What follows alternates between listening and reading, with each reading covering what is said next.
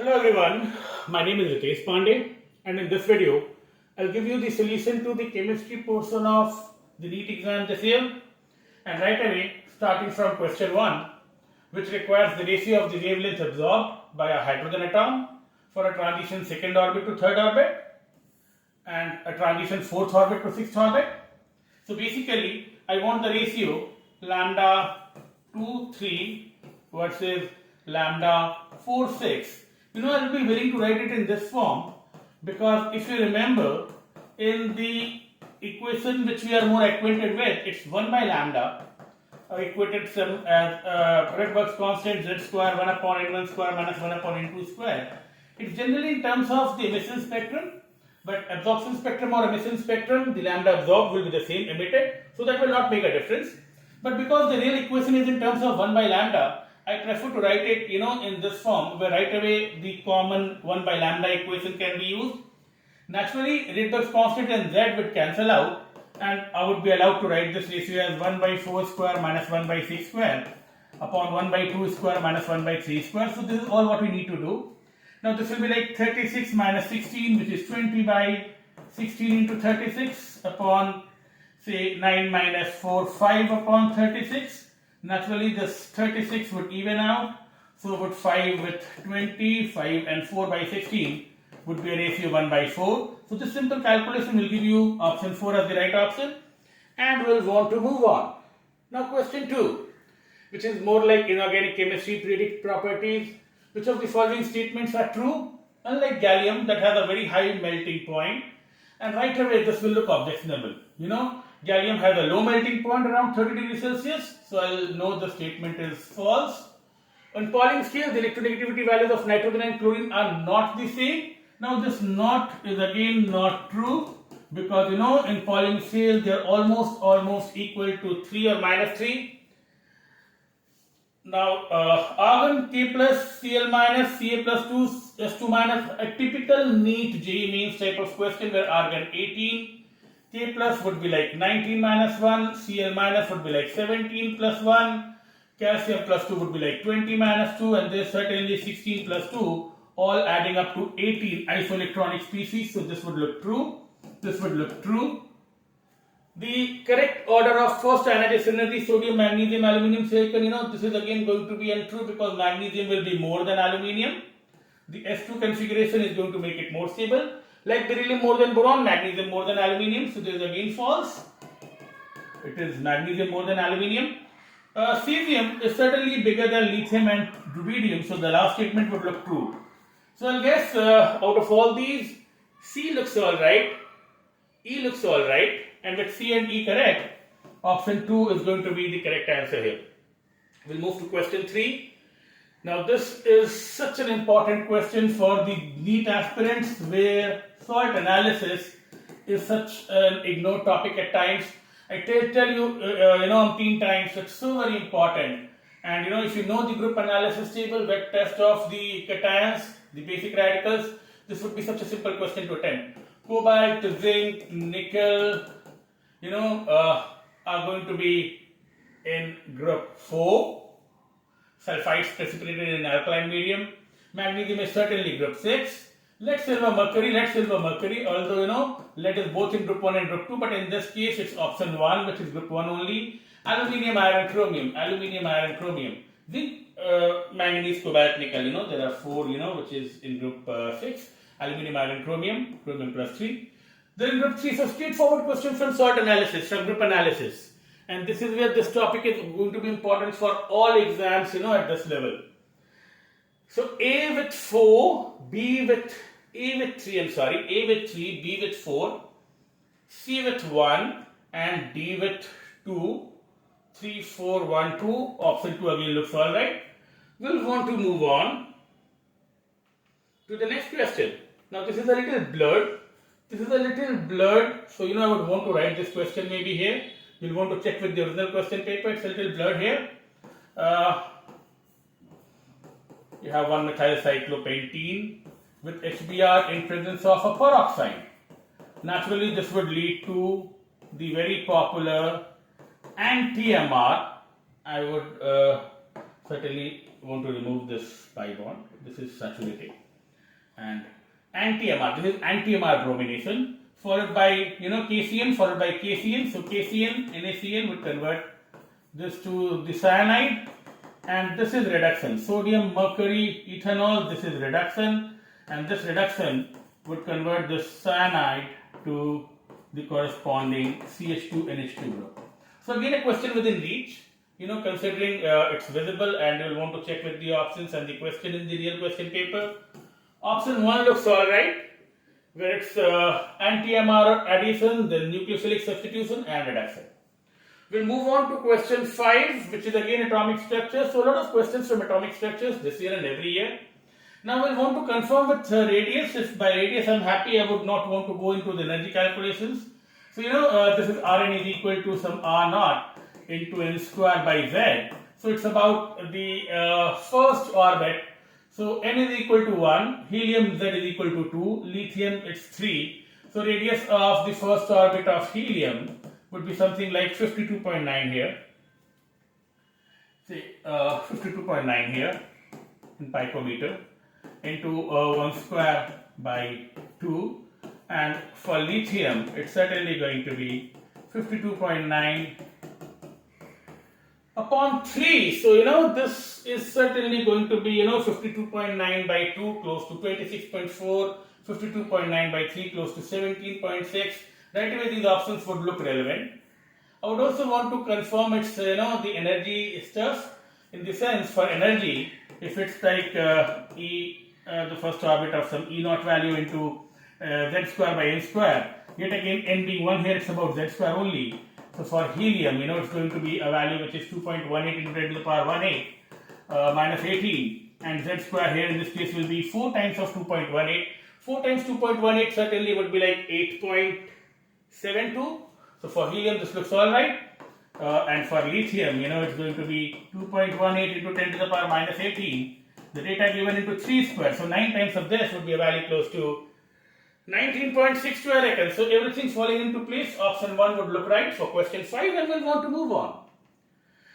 Which are paramagnetic coordination compounds? Class 12, again a routine question. Ni plus 2, 3D8, weak field ligand. This is paramagnetic. sp3 tetrahedral, NiCO4, Ni plus, this is Ni0, but this is a strong field ligand. This is a strong field ligand. So this will be diamagnetic, all will be paired up. sp3, this is a strong field ligand again, it will also pair up electrons, so this will be diamagnetic. Ni plus 2, 3D8 is always paramagnetic, it's always paramagnetic. For coordination number 6, you got to remember this. And again, this is something we'll want to remember, this is also going to be diamagnetic. So this could be a little bit of confusion if you know about all the cases. I mean, these are cases we do in the classroom. So nothing out of the blue, the ones which are paramagnetic, I reckon are A and D only, which will make option 3 the correct option. We'll move on to question 7. Now, nitrogen can form ammonia, arsenic can form arsine. This is arsine, this is stilbene, this is phosphine. This is true for all members of nitrogen family. Antimony cannot form antimony oxide. Now, this is wrong, this is wrong, this is false. Because antimony can form antimony trioxide as well as pentoxide. Maybe this is not true for bismuth. For bismuth, it would have been a correct statement, inert pair effect and all. But for antimony, both oxides are possible. So the first statement is true, the second statement is false, and I guess 3 looks good. We'll move on to question 8. Now, main group elements. Main group elements, I believe they're talking about S and P here. Transition, inner transition will be ruled out. So everything good about A. This is a D element. This is a D, but D is fulfilled, so it's basically a P element. Here 3D10 4S1 is, I guess, about copper, and copper in copper plus becomes 3D9, in copper plus 2 becomes 3D9 4S0. So in that case, that's a problem. I would not take it as a mainstream main group element.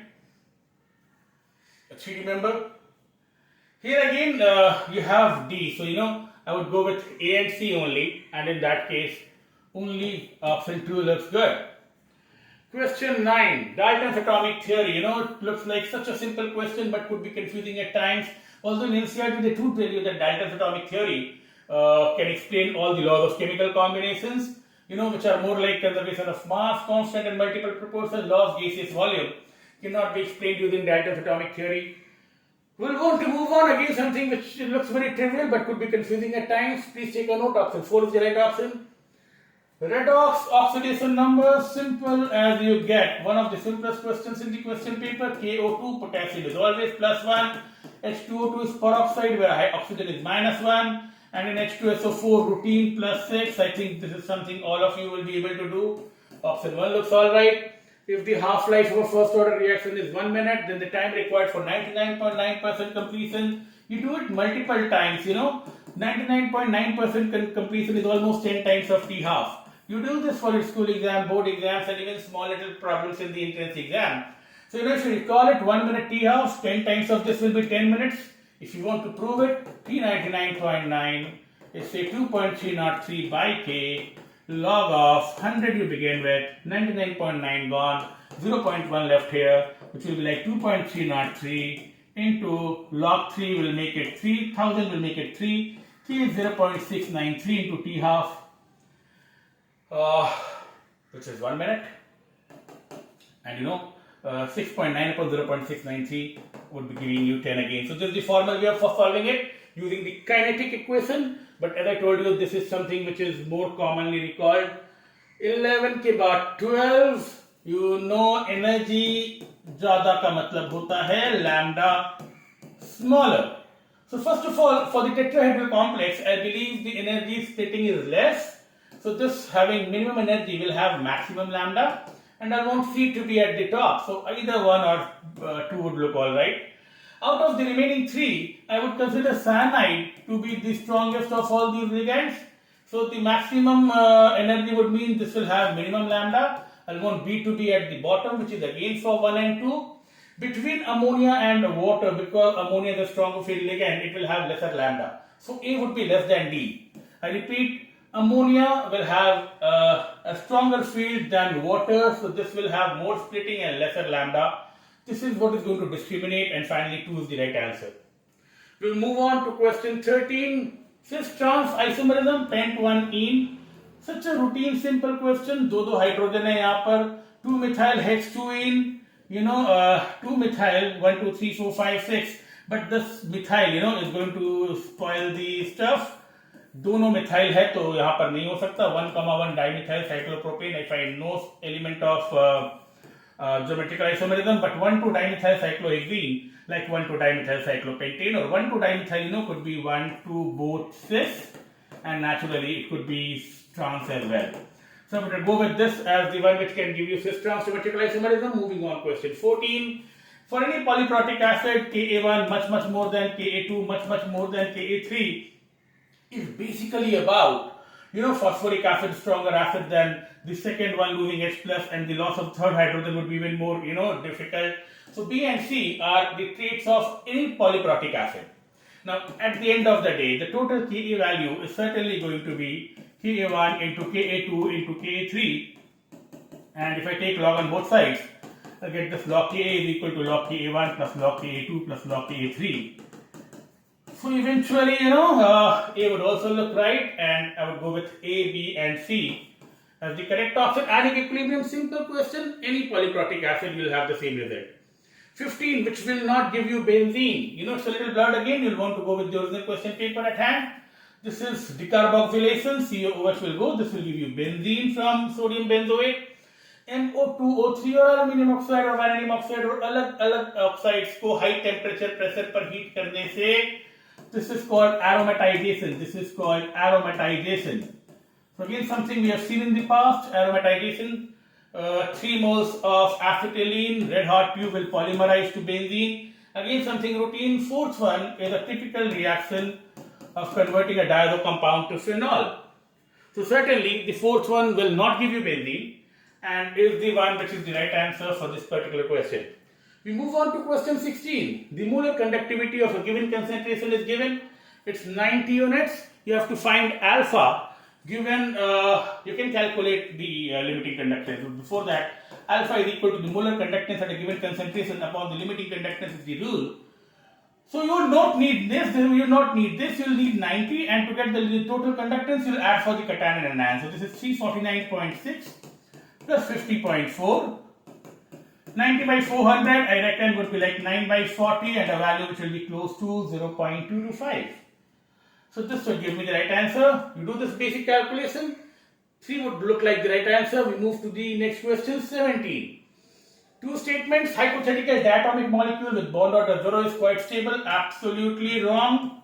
Bond order 0 would mean that it's not stable.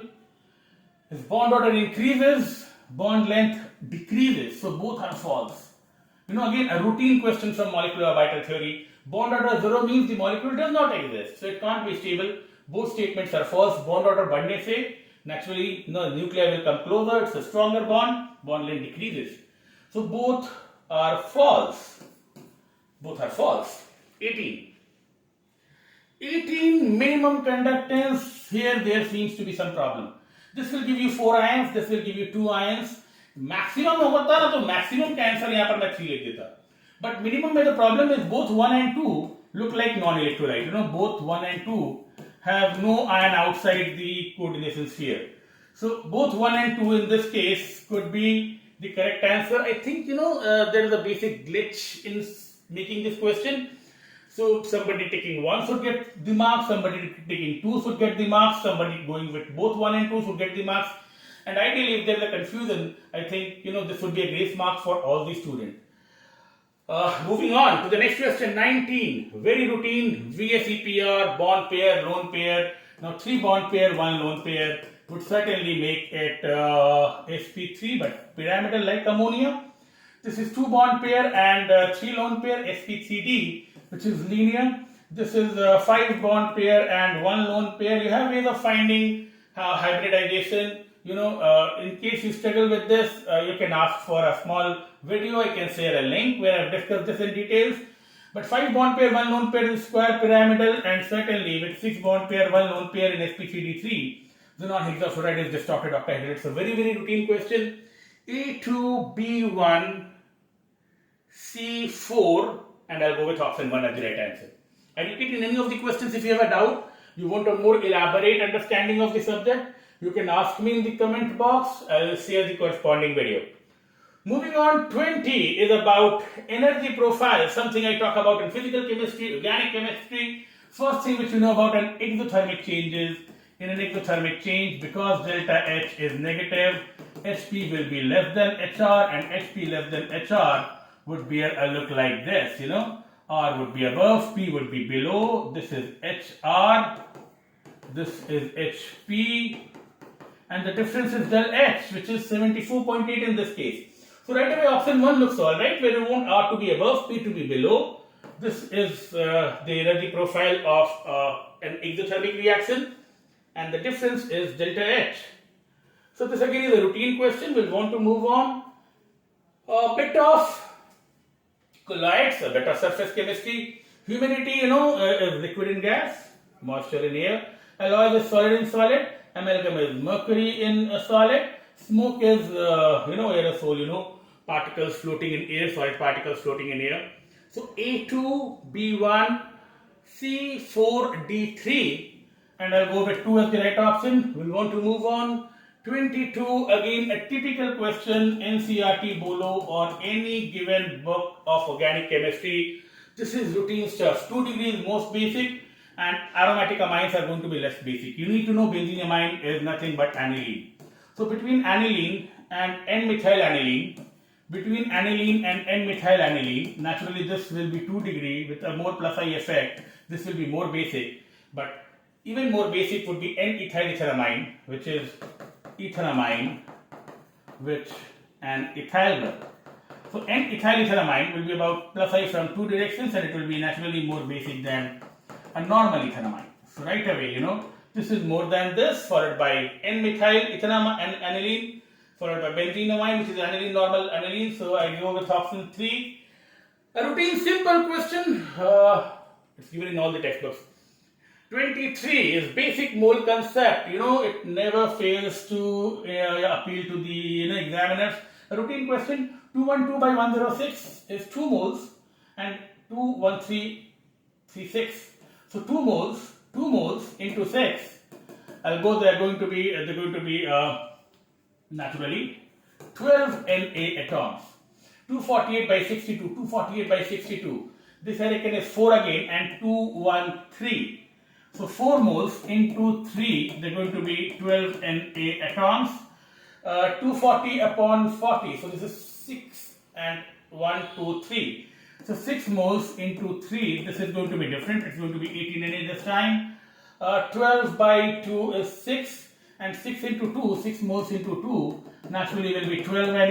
So I'm getting 12 Na, I'm getting 12 Na, I'm getting 12 Na, and in this case 220 by 44 is going to be 5 and 2, 1, 3, so 5 moles into 3 would be like 15 Na. So the one having equal number of atoms would be like A, B and D.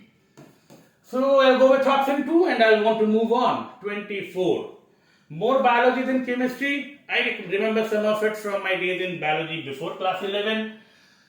Naturally, a NEET aspirant should know it like the back of his hand or her hand. B12, pernicious ammonia. D, causing rickets, especially deficiency of B2 would call for this disease, and B6 convulsions. So A ka 4, B ka 3 and C ka 1 naturally would give me option 2 as the right option. I repeat, more biology than chemistry. Question 25. Simple as it looks, plus I more carbon, naturally acidity is hindered. So the one with minimum carbon, formic acid will be the most acidic, followed by acetic acid, then 1-methyl, then 2-methyl.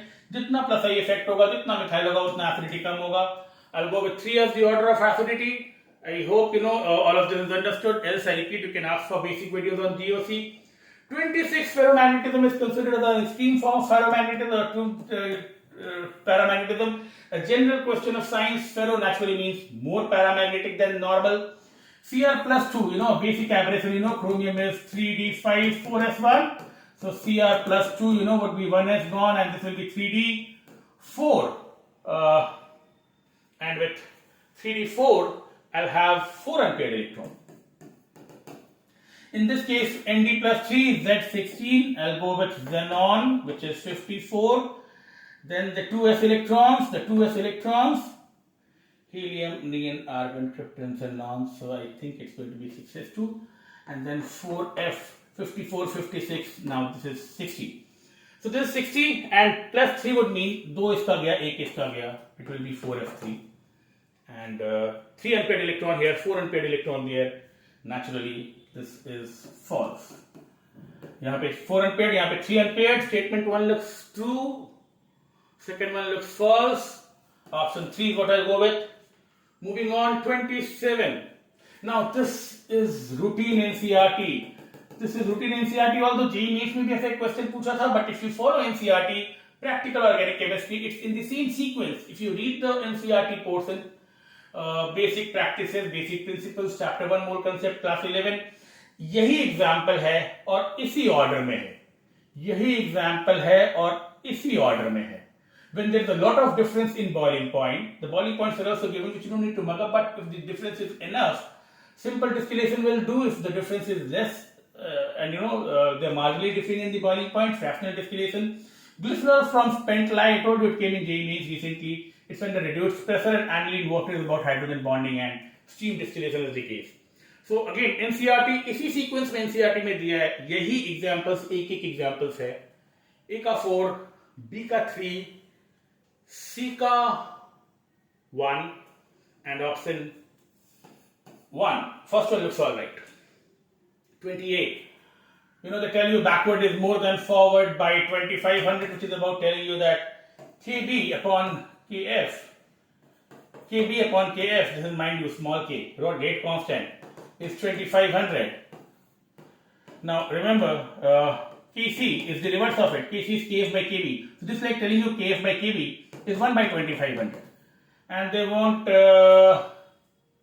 Kp.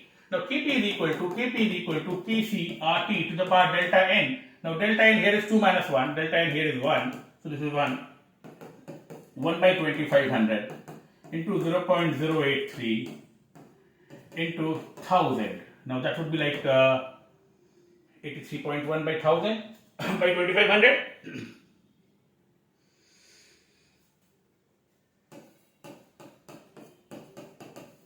If I'm doing it all right, if you do the needful calculation, it will be like 0.033.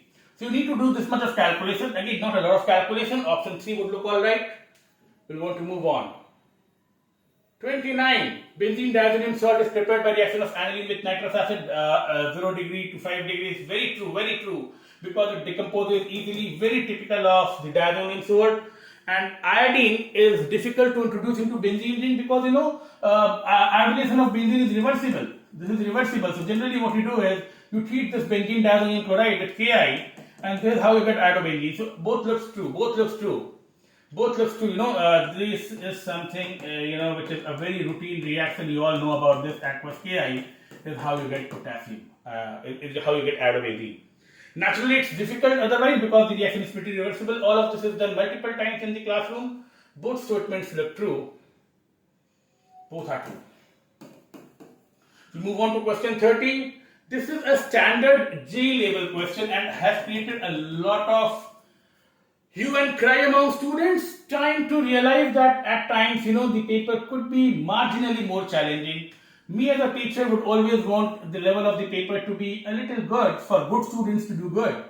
When it comes to stereoisomers, I'll want to begin with the structural isomers form. I always tell you this is the best way to remember structural isomer, whereby compound 1, I'll mean this is the chlorobenzene I'm talking about. By compound 2, I'll mean this is the chlorobenzene I'm talking about. By compound 3, I'll mean this is the chlorobenzene I'm talking about. Very recently in a class meant for JEE, I did do this in very similar questions. But all the NEET aspirants, I don't deprive you of these discussions. So it's something which I've done multiple times in the class, and my students would certainly have liked this question.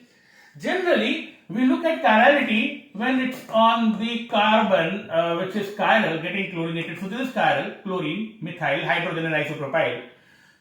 Now this is important कि पहले JEE में पूछा, मैं class में काफी बार करवाता हूँ. यहाँ पे कार्बन 1 में क्लोरीन लगने से carbon 2 becomes chiral. Look carefully. यहाँ कार्बन 1 पे क्लोरीन लगने से carbon 2 becomes chiral. This is something which you need to be very attentive and ideally have done before the real exam, so that in the real exam you don't have to think about it very deeply. It helps if you do all of this before the real exam. My students would have certainly remembered this, multiple times in the class we do it. So this is chiral. Because hydrogen methyl and now this becomes chloromethyl. तो यहाँ पे chlorine लगने से ये chiral carbon हो जाता है. I'll count dextro plus leave you here. So this is 2, 1, 3, 4, 5 and 6. This is how I'll get 6. And this is something I really appreciate to be there in a NEET exam. 31.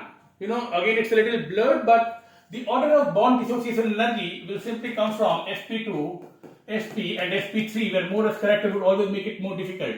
So sp with maximum S character would have maximum bond energy, followed by sp2, followed by sp3. I'll go with option 1 as the right option. 32, which does not decolorize bromine water. Naturally, this will not decolorize bromine water because this has no point of unsaturation. This is very reactive, being phenol.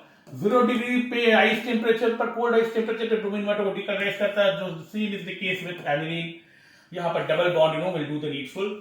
So double bond here would being unsaturated, decolorize bromine water. 2 and 3 and 4 would decolorize bromine water. Not 1. 33 is again a nice little problem where there are two functional groups which can interact with CH3 and GBr. This will react to form a 3-degree alcohol. This will react to form a ketonic group. This ketone can further react, but the problem is this is hydrated already. So by hydration you have already got this.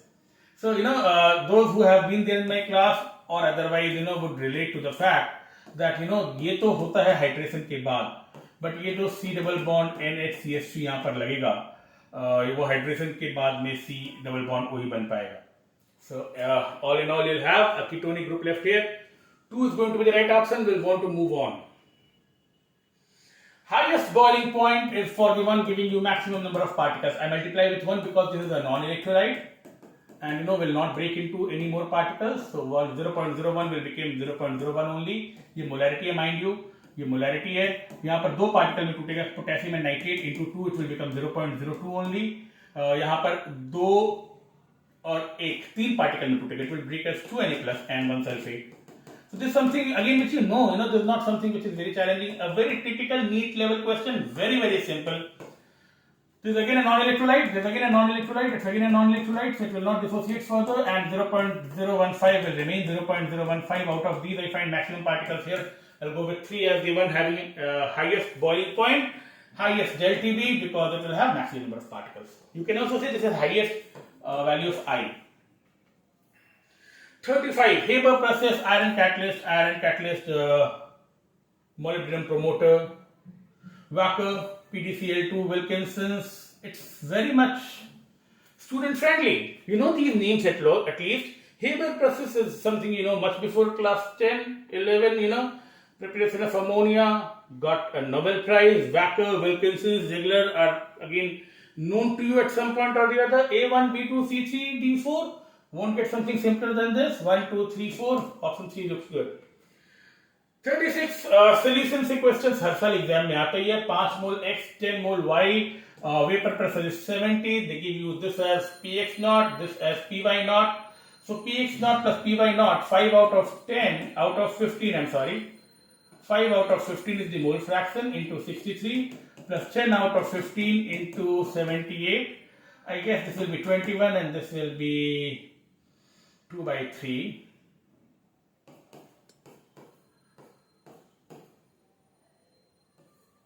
52. So this is expected to be 73. Now 73 is expected, 70 is what you get. So if the observed vapor pressure is less than the expected vapor pressure, this means there is a negative deviation. I guess I'm doing it all right. A negative deviation will mean volume is going to be lesser. Fine. So option 2 looks all right. 5 by 15, 1 by 3. This is 21. This is 2 by 3. 2 by 3. 52. Fine. Looks good. So it should be 73, but it's 70. So it's having a negative deviation. The vapor pressure which is expected is more. The vapor pressure which is exhibited is less. So it will have negative deviation. That's good. 37. Pure biomolecules found in honey, keto sugar, alpha beta. Keto sugar, levorotatory found in honey is all going to indicate D fructose. Biomolecules, theory based. 38 is again typical NCERT based questions, have been making rounds in NEET and JEE mains since such a long period of time. Dibyl H, they call it Dibyl H, diisobutyl aluminum hydride. Ester को और nitrile को, ester को और even nitrile को भी it converts it to aldehyde. So Dibyl H, option 2. Iodide would go faster SN2 than chloride, certainly, because iodide is bigger and a better leaving group. This is true, and it's the correct explanation as well. Very routine question. Barium का heat of formation निकालना है, where the heat of formation of sulfate, barium sulfate, and heat of crystallization is also given. This is crystallization. Where this is crystallization. This is crystallization, where both in their aqueous forms get crystallized. So this is how a crystal is formed. From the aqueous forms, it gets solidified to a crystal. And the delta H of a reaction is always delta H product minus reactant. So if it's given to be minus 4.5, this has to be the heat of formation of barium sulfate, which is say minus 349, minus of heat of formation of barium, which I guess needs to be calculated, and product minus reactant. For sulfate, it's minus 216. You will want to maintain the sign and all. And if you do it diligently, this is a simple calculation to carry out. I've done it, if you do it diligently, minus 128.5 would be the right answer. Simple as it looks. Delta H is product minus reactant. Moving on. 41. Possible isomers for cyclic ethers of the molecular formula C4H8. This is a very nice question. This is a very important and a very nice problem. Again, I appreciate something of this kind in the JEE exam. More from the NEET exam, more from the JEE circuit. You begin with 5-membered ring, then you talk about a 4-membered ring with a branching, which is again possible in two ways. Then you talk about three-membered ring with two branchings, either on the same carbon or in this manner.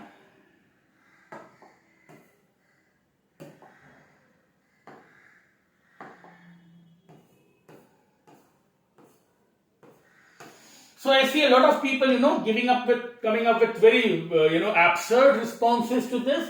I've done this question in the class in the past.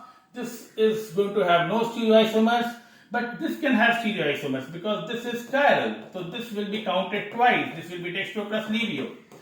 This is not chiral because the clockwise anti-clockwise journey is the same. I can also say because it's symmetrical. This again has no element of chirality or stereoisomerism. This I reckon is chiral again because there is ethyl and the journey clockwise anti-clockwise is different. So this will be counted as dextro plus levio. Now this will have three isomers. Either you will want to remember this is a case of even number of chiral carbon and symmetry, which is 2 to the power n minus 1 plus 2 to the power n by 2 minus half. If you put n is equal to 2, you will get 3 here. So there is a formula for this by which you will get 3 isomers here, or I could explain it in a more elaborate manner. How do you get 3 isomers here? Right away, there could be 2 isomers, one cis and one trans. Now when it's cis, it's symmetrical, but when it's trans, it's not symmetrical. So इसके लिए dextro plus levio count करते हैं, इसके लिए trans के लिए dextro plus levio, cis के लिए एक ही. So this way I can break it up as 1, 2, 3. Otherwise you can go with the formulae. Both are acceptable, but most of the places I found a very weird way of solving it. This indeed is the most correct way of solving it, where for 1,2-dimethyl substituted, this 3-membered cyclic ethyl epoxide, it's going to be 3 plus 2, 5, 6, 7, 8, 9 and 10. So this is the right solution to this question. An interesting and a very good question from NEET standard. 42 is typical NEET question. Dipole moment looks alright. Number of lone pairs looks wrong because this will have maximum number of lone pairs. Bond length looks wrong because this is PP. PP can never be smaller than SP. So this is wrong. Bond enthalpy looks good because triple bond will have higher energy than double bond, which will have higher energy than single bond. So A and D looks good. A and D looks good. Option 1, 43. A typical chemical equilibrium rich attributes principle kind of student friendly question. Delta H positive means it's endothermic. So keep temperature high and always keep reactants high. A, C and D. Very, very student friendly, simple, common question. Endothermic का temperature ज़्यादा रखने का, reactant हमेशा ज़्यादा रखने का. Rate constant 0.03 है. How much time does it take for 7.2 to become 0.9? A smart student will know 7.2 will become 3.6, will become 1.8 and will become 0.9 in a space of t half 1, then a t half 2 and t half 3. So the entire time taken will be 3 times t half, 3 times t half. Rate constant is given as 0.03. So this will be t half is 0.693 by 0.03. This should not be a difficult, task. All right, I find it 159.3. This is the right answer. This is the right answer. Somebody willing to do it in the routine manner would again apply the kinetic equation 2.303 by k, which is 0.03 log of. You start with 7.2 and amount left is 0.9. This is the conventional kinetic equation, but I think this is a smarter way of doing it. Last one. Which does not belong to Lassane test? Certainly, Lassane test is not for this carbon oxide carbon. This is some completely different from the rest. It is used to test nitrogen, sulfur, halogen, cyanide like a halide can behave, in a Lassane test, not for. So this is again a very simple question from practical chemistry. With this, we come to the end of this particular, solution of the entire chemistry portion of the NEET. I'm happy I could do it in 40 minutes or so. I wanted to do it in a lesser amount of time because you'll have the liberty of pausing at your end, looking at the real question and maybe finding out the mistake which you did. And as I told you at the end, if you're not able to understand the solution or you find you're lagging in the concept behind the question, you can always ask for the corresponding video. I'll share a small little video to you where the concept will become clearer. There's a lot of hue and cry about NEET paper being a little more challenging than in the recent years. Trust me, as far as I'm concerned, it's a very welcome move for good students. It should also be a motivation to work hard, and everybody almost getting full marks is never a good sign for entrance exam. So this much for the time being. Stay happy, stay healthy, and come up with your doubts and questions. God bless you all. Bye bye.